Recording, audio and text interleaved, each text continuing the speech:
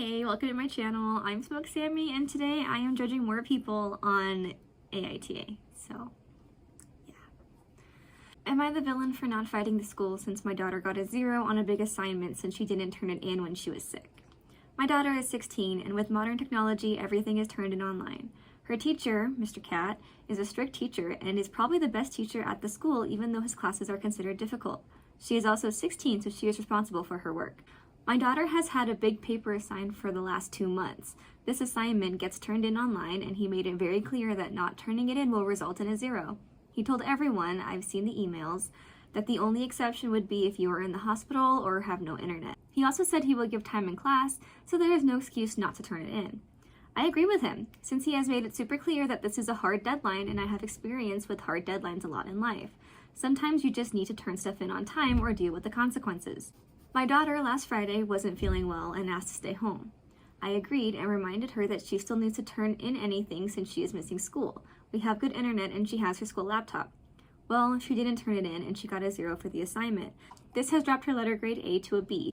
We got in an argument when I wouldn't fight with the teacher to let her turn it in.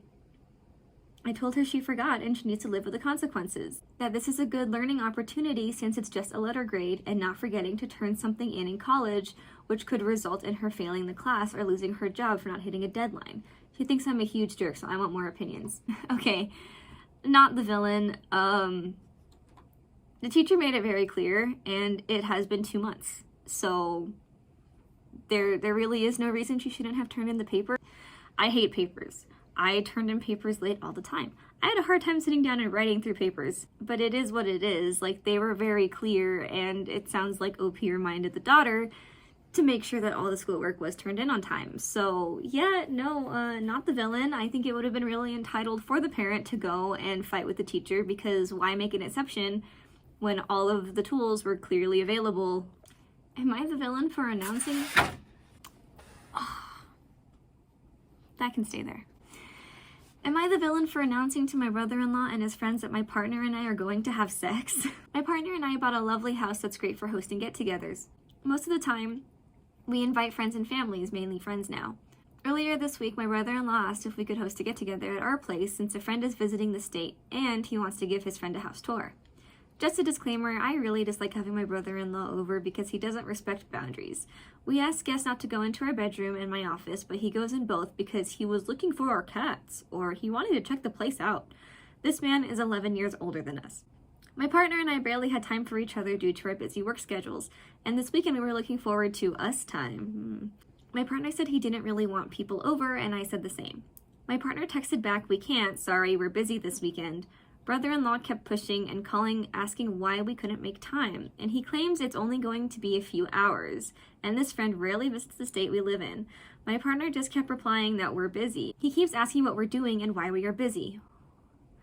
Chill. Saturday evening, we're relaxing and playing video games in the living room. Brother-in-law calls my partner, says that they're outside dropping by real quick. Partner says that we're busy. Brother-in-law argues, seeing us from the window, that we're just playing games. That's busy. I consider that to be busy. They're doing stuff. They're playing games. Even if I have plans to do nothing, that means I'm busy. More arguing. My partner hangs up and aggressive knocking follows. This dude sucks. We go and open the door and there were 7 other people with him. They had alcohol and snacks. He's trying to throw a fucking party. This is a common issue between brother-in-law and us. I'm just fed up with this, and I kind of just asked what they were doing here, and that we can't hang out tonight because we had plans to relax. Went on a tangent about our busy weeks while they sit out in the cold. I ended the conversation with, we plan to have sex tonight and don't want people around while we're at it. We already told brother-in-law that we're busy. He wants details. Here, we're having sex. All night. Good night. Stay warm. I think that's great. Well, brother-in-law talked to father-in-law. Now I'm getting calls and texts on how crude and rude I am and I have no decency. My partner doesn't care how I handled it and understands. I'm sick and tired of brother-in-law. Am I the villain? No. Rude? You're the one who's rude? You're just chilling in your house and this guy comes over with 7 people wanting to throw a fucking party. Like,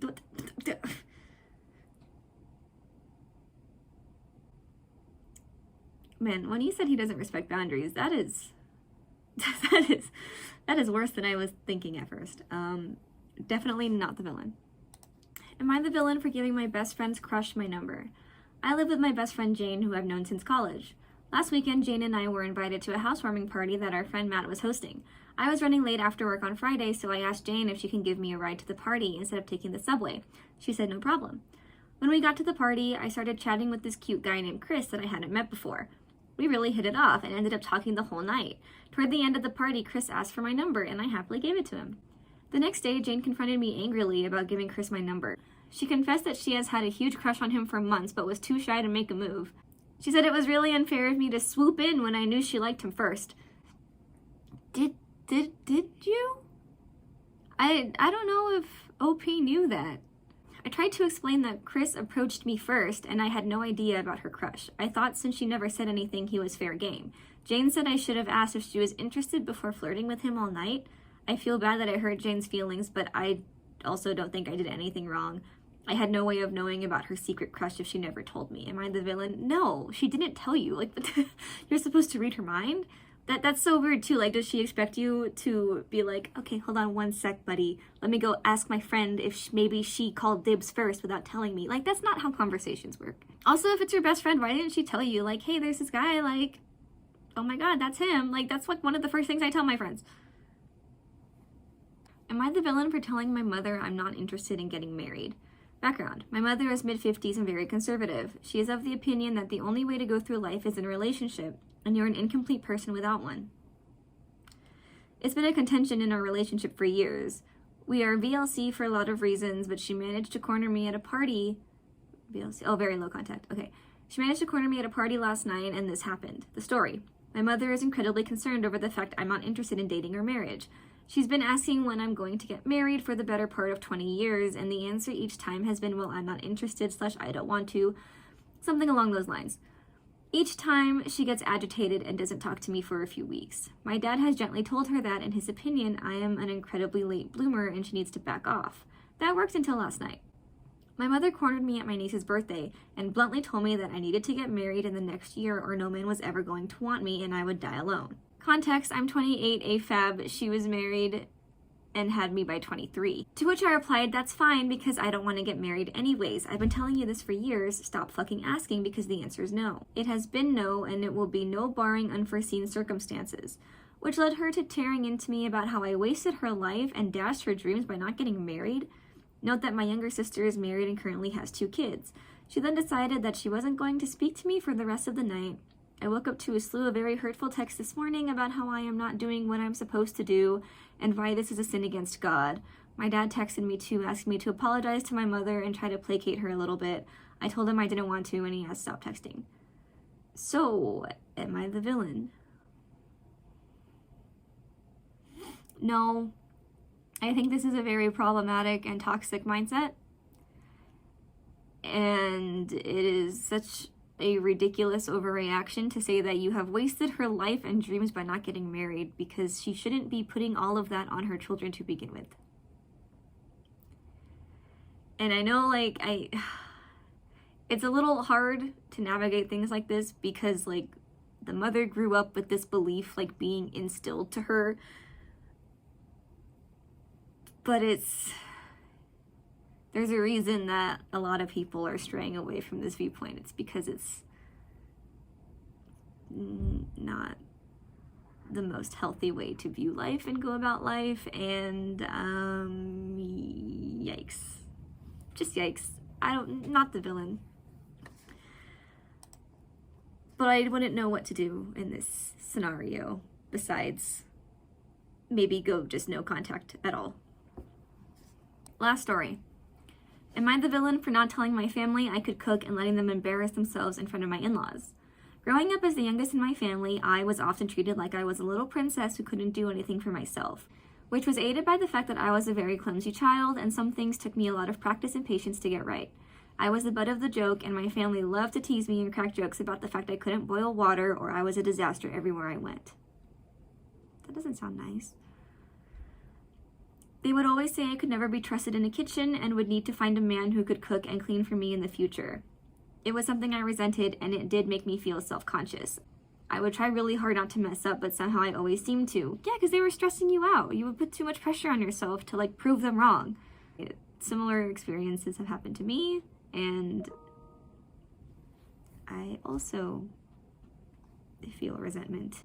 Moving out to attend college was the best thing I ever did. I met so many great people, including my husband, and I thrived in an environment where no one was making fun of me. That's usually how it goes. One of my friends was in culinary school, and she taught me a lot of cooking skills that I could use in my day-to-day life. She was really patient and suggested that I might have something like dyspraxia. She recognized some of my difficulties as being similar to her brother's. Sure enough, I went to a doctor and she referred me to a specialist to help diagnose me. I have a milder form, which is why it was never brought to attention enough. I just look like I was careless or clumsy as a kid.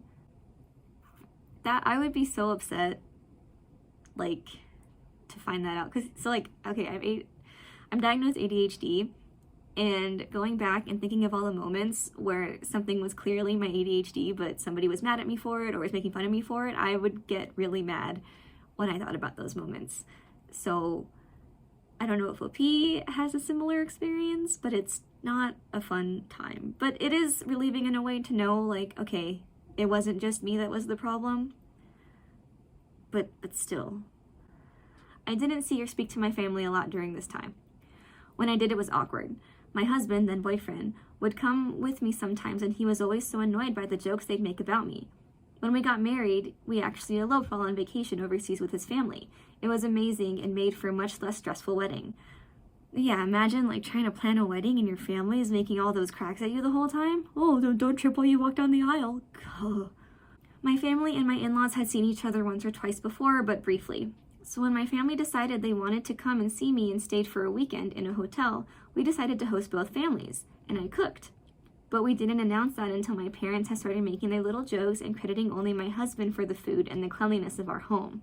My in-laws were aware of how my family would act, but they didn't realize how little they believed in me. My husband giddily informed my family, after they had really made asses of themselves, that I had cooked the whole meal and that we shared those responsibilities. He said the same thing goes for cleaning. My family were like, no, she can't, but my in-laws said I was cooking almost as long as they knew me, and I did a very good job every time. My mother-in-law mentioned my diagnosis, and my dad told her they thought I was just trying to make excuses. Oh, God, that's the fucking worst. My family were awkward, and my in-laws left with a better understanding of my family and a nice dose of anger at them for how they were going to humiliate me in front of them.